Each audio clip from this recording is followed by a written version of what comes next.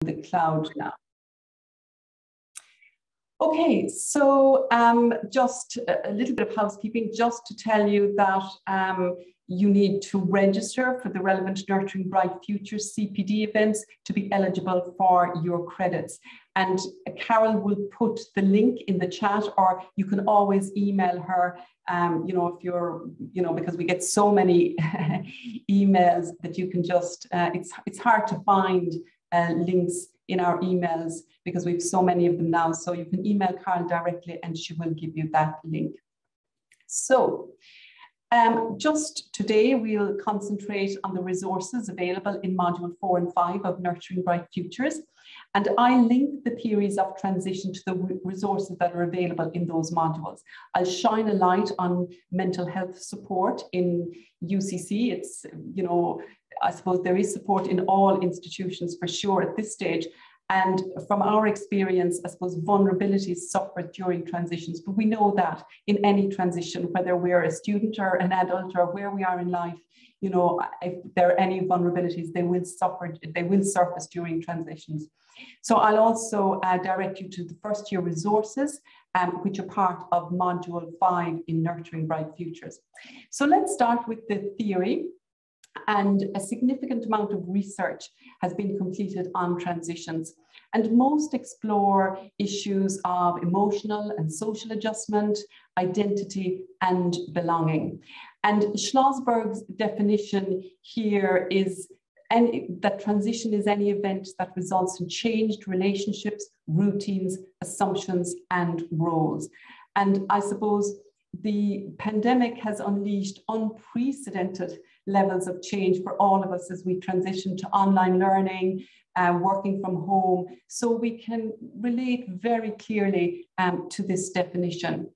But to understand the meaning of transition, that a transition has for a particular individual, Schlossberg talks about 3 types of transitions. The anticipated transitions, these are predictable. So for example, when a student registers in higher education, registers for their degree program, they anticipate that they will be graduating in 3 or 4 or 5 years' time, depending on the length of the degree program.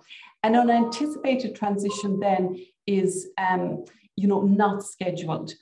You know, COVID-19 is another an unanticipated transition, but a sudden death or an illness or a loss of a job or something like that, you know, something that's not scheduled is an unanticipated transition. And a non-event transition is expected, but does not occur. And an example here is, you know, a student might not get a CAO offer, or they might not get their first offer, or they might get their 5th offer, and or their 5th choice.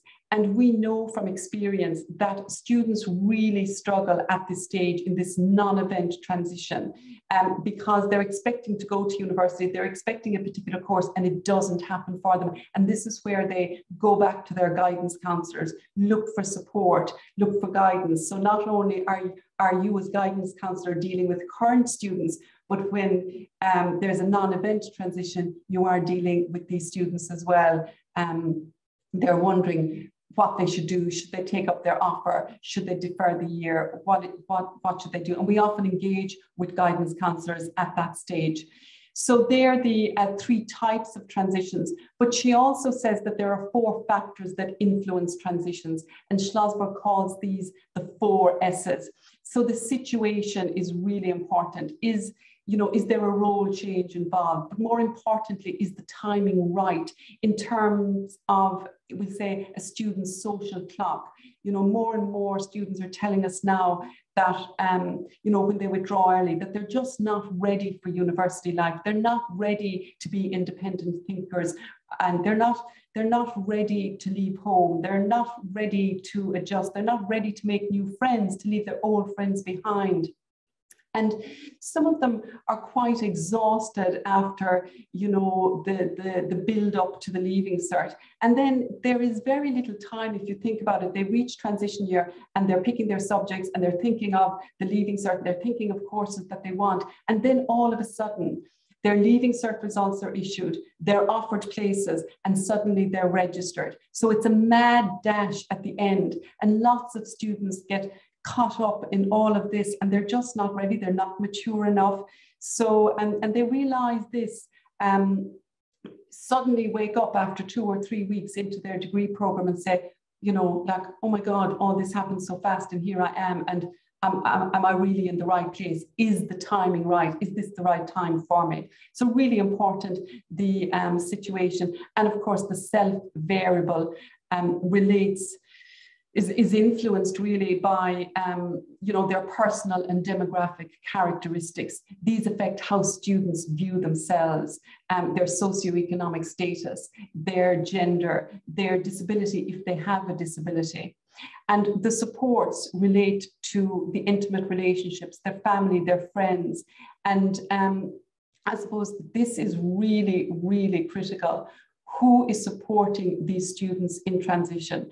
They need support outside before they arrive at university, but they need support when they arrive. And this is really the value of nurturing bright futures. So there's an incredible amount of support that you know, are resources that you can access in nurturing bright futures to support students to make the transition. They are often in that linear space, you know, that in-between space where they're wondering, will I accept my offer? Will I take the year out? Will I stay? Will I go? Will I change course? So really support is really, really important. And then the strategies. You know, what are their coping responses? You know, what action do they take when university life is not what they expect, when their course is not what they expect? You know, with your help, students can prepare for the transition to university with the resources that are available in module 4 and 5. So we look at some of these resources now. So this is one of the infographics in module 4, and you could potentially use this in a classroom setting. You could split your students up into 3 or 4 or 5 groups, and you can give them maybe the first 3 differences between school and university, give each group the first 3 differences and ask them to unpack those differences, and then to come back into a larger group and discuss their findings. And there's great value in breaking students up into smaller groups so that everybody's voice is heard, and then bringing it back into the larger groups so that there's, you know, they learn from each other. So it's a really valuable resource here, but it's not enough for students to be familiar with the difference between university and school. Students will experience challenges along the way. They may, for example, find that they've chosen the wrong course, or, you know, that what they need is to be able to identify the various resources, really, that if they do run into trouble. And this is another exercise that can be done in class. For example, if a group of students are choosing to go to all different universities, they could be asked to, you know, you could pull this up on a screen in your classroom and say, okay, so you're going to UCC, you're going to NUI Galway, you're going to Trinity. Well, explore what are the resources that are available to support you in transitioning to university. And are there peer supports? What's the counselling like? Is there a first year experience coordinator, for example? Not too many universities have somebody dedicated completely to first year students. Do they have an international education office? Is there a nightline service? Who do you talk to? You know, so these are really, really invaluable. So transition also to higher education, you know, is not the only transition that students are making. Students are also making a transition to adulthood. And traditionally, we viewed human development as linear. You know, Erickson's view is that we move from childhood to adulthood, to adolescence, and then on to adulthood. But there's a longer time now between adolescence and adulthood, a distinct stage which Arnott, I think in 2000 or 2004, referred to as emerging adulthood. And the stage of emerging adulthood lasts, many theorists tell us this now, that this stage lasts until people are 28 and maybe 29 years of age. Sometimes it's that little bit longer for boys, maybe a year, but it's certainly up to now, they've discovered it's probably around the age of 28. So you know, in UCC, we probably have 20,000 emerging adults on our campus, and it is a stage that's described as a stage of instability. And here are some of the features of emerging adults. And emerging adults are challenged really now in navigating a highly complex, fast-paced social world. And they're expected to perform and achieve when they're most at the risk of onset of mental illness. And you'll see a lot of research by Kessler, I think in 2009, and he refers to, you know, that vulnerable period. And he says that, you know, most serious mental health difficulties are experienced before the age of 25. So students are a very, very vulnerable group. We know that they're unsure of their identity and their place in the world, especially when they arrive on campus. Who am I now? You know, their sense of fitting in, finding their tribe. And of course, their own experiences are fueled by social media, their, you know, body image, celebrity culture, and of course, the rampant pressure of consumerism. So there are a toxic mix of drivers there, making transitions really, really complex. And to support your work with emerging adults, you know, I'll signpost Brain Power, which was created by a team of academics from occupational science and therapy here in UCC, from applied psychology and neurosciences, and of course with contributions from students and professional staff in higher education as well. So Brain Power is free. It's a free online self-paced course. It focuses on harnessing the power of the potential adolescent brain behaviors for enhanced learning and well-being and student success in higher education. It consists of 6 modules and each approximately 1 hour in duration. It's an invaluable resource for guidance counselors, for parents, for guardians, for anybody who is supporting young people really at, you know, all through their second level and higher level education. So there is an increasing focus on supporting students' mental health. So Nurturing Bright Futures in Module 4 and 5, there are different resources that you can draw on to support your students. And this is one example of an infographic poster which highlights the warning signs and what students can do. And this could potentially be used in a one-to-one or group setting and could be shared with other staff members in your school as well. So looking at the warning signs and then what can you do and what resources are available for you, you know, in minding your mental health. So for students who prefer the medium of video, we've also produced a short video on minding your mental health, which features our student avatars. And you'll find this in Module 4 of Nurturing Bright Futures. And Carl will put a link to the one-stop shop on how to look after your well-being, your physical, mental, spiritual well-being. So, you know, if you don't get that now from Carl, you'll certainly get it towards the end of this presentation. So this is another example of an infographic poster. Again, this could be workshopped in class where each group takes a section and explores how best to prepare and how to troubleshoot in the event of obstacles. And again, you can include quizzes by using these resources as well. It's really important that students prepare well before they arrive. The saying, Thusma Lana Hibra, I suppose, arranging suitable accommodation, because more and more over the last number of years, I've noticed that students are leaving because their accommodation isn't suitable, not because you know, the course is wrong, you know, or that they're lonely, but their accommodation is not suitable. So they need to organize themselves. They need to look at what apps to download. They need to, if they're moving away from home, get to know their city. They need to know what to bring with them. And you'd be surprised, you know, what students arrive and they're not really that prepared. And of course, Cian, and you may already have heard Cian talking about money and budgeting, and he's an invaluable support, but I'm sure other colleges have budgetary advisors as well, because it's really important for students to be able to manage their budgets or their scholarship prizes or, you know, whatever it is. So the first 6 weeks, of course, can be make or break time for many students. And this is a week by week guide.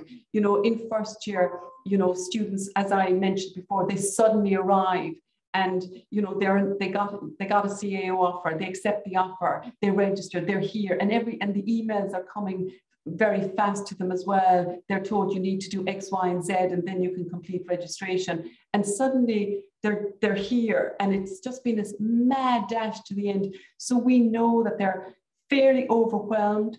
So we advise them to attend orientation, and we put all our orientation online for the last 2 years, but this year now we're going to start bringing students back onto campus and collect their ID, meet their peer support leader.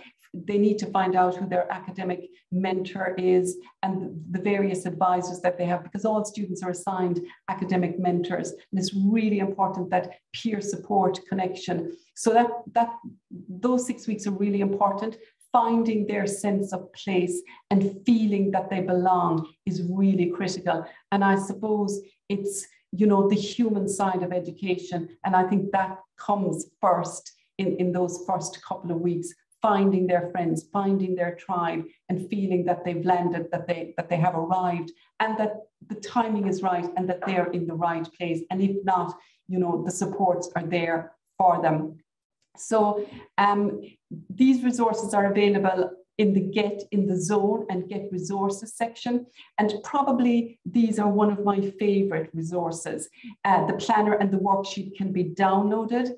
They're interactive, so students can type into the fields and then they can save the worksheet documents onto their laptops. And goal setting is something we do with first years during orientation, during our freshers, our Fall to Fest program. It's always important, I think, to discuss goal setting with students, and you can start this really right from first year, get them to do them in first, second, third, right up to leaving cert, because we know that goals are the cornerstone of hope. And really, you should encourage students to listen to their heartfelt goals. You know, people talk about, you know, what you want to be when you grow up, or what you want to be when you leave college, or what kind of a job do you want when you leave college.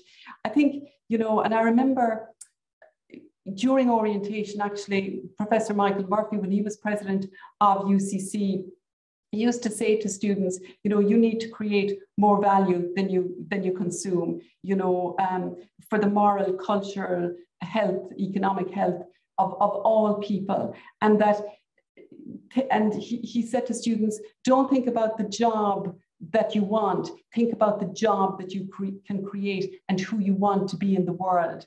And students won't be able to reflect on these unless you start to support them in goal setting, and there's you know, that they are an invaluable resources. So the goal setting worksheet and also the My Planner, and these are date stamped deliberately so that you can use them again and again. So and they're available, of course, online. So really, really good and useful resources. And goal setting, as I said, really important, because we need to keep students hopeful.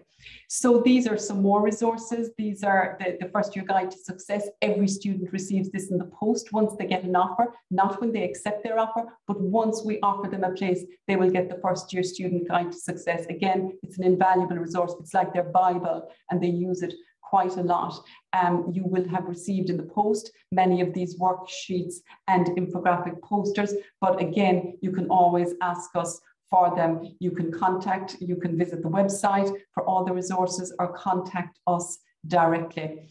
So really, that's it. That's this section completed. We'd value, of course, your feedback, because your feedback prompts us to continue to encourage you to put the resources in place for your work.